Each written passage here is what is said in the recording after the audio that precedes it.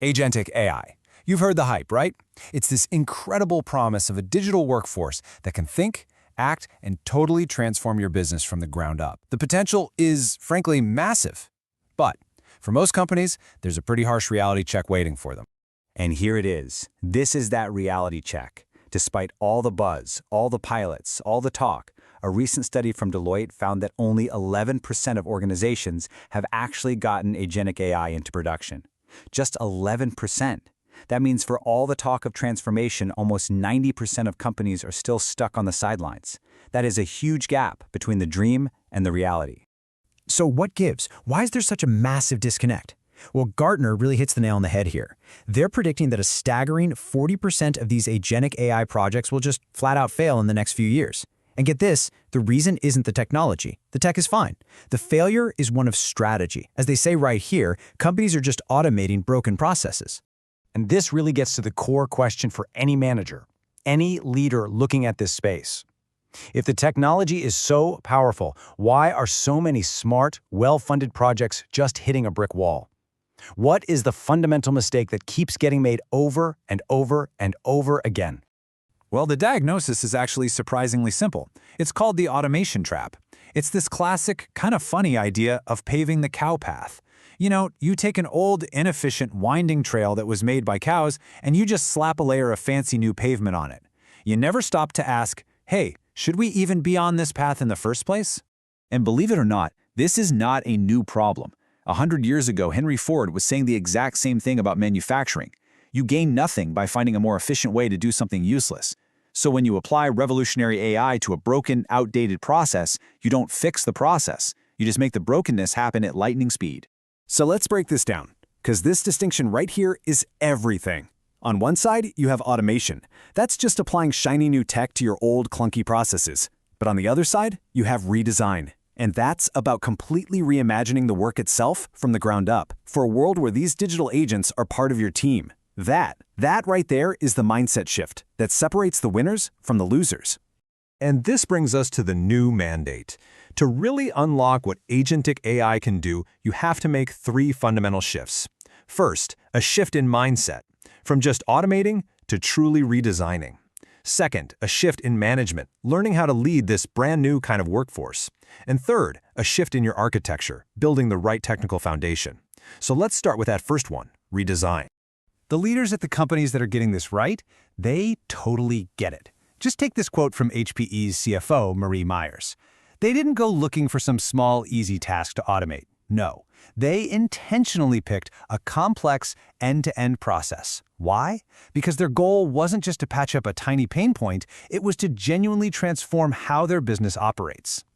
John Rose, the global CTO at Dell, puts it even more bluntly.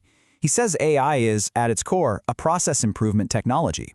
So if your processes aren't solid, if they're not well understood to begin with, you just shouldn't even start, period. Otherwise, you're basically just throwing darts in the dark with this incredibly powerful new tool. This visual, I think, really illustrates the scale of what we're talking about. This isn't just about a little enhancement here or there. This is about rebuilding your foundations to support a future where humans and AI work side by side.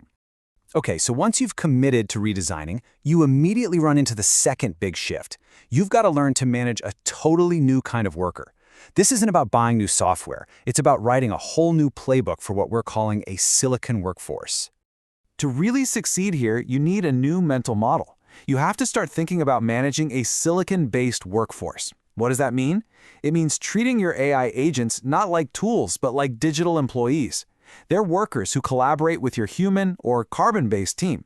Just that simple reframing, it changes absolutely everything about how you manage and scale this stuff. And this isn't just some business school theory, you know? Look at Moderna. They recently appointed their first ever Chief People and Digital Technology Officer. That's a profound structural change. It's them saying that workforce planning and technology planning are 2 sides of the same coin. They're planning for the work, and they don't care if a person or an agent is the one who does it. So, what does this new management playbook actually look like? Well, it's pretty simple, actually. It's HR for agents. First, you've got onboarding. You have to train the AI on your company's data. But just as important, you have to train your people on how to work with the AI. Next up is performance management. You need rock-solid, auditable logs to prove exactly what your agents did, why they did it, and who gave them the authority. And finally, there's lifecycle management, because agents, just like any worker, are going to need ongoing training, new assignments, and yeah, eventually, even retirement. All right, so you've redesigned your processes. You've got a new management framework. That brings us to the third and final piece of the puzzle, building the right technical foundation. This new workforce needs a new home, and that home is an agent-native architecture. So, the biggest technical challenge here, it's orchestration. How in the world do you coordinate all these specialized agents and your human workers so they work together seamlessly? The solution is an orchestration platform, something like UiPath's Maestro, that acts like a control center or an air traffic controller for this hybrid workforce. It intelligently looks at a task and assigns it to the right worker, whether that's a person, a simple bot, or a super smart AI agent. So think about the architectural philosophy like this. Instead of trying to build one giant, genius AI that tries to do everything, you build a team of specialists.